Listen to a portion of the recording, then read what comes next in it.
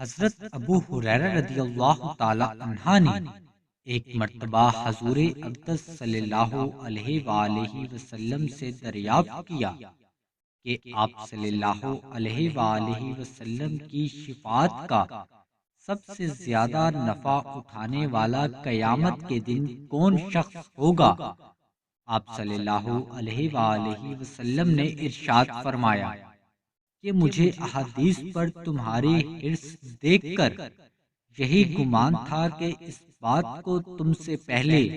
کوئی دوسرا شخص نہ پوچھ لے۔ پھر آپ صلی اللہ علیہ وآلہ وسلم نے سوال کا جواب ارشاد فرمایا کہ سب سے زیادہ سعادت مند اور نفع اٹھانے والا میری شفاعت کے ساتھ وہ شخص ہوگا جو دل کے خلوص کے ساتھ لا الہ الا اللہ کہے۔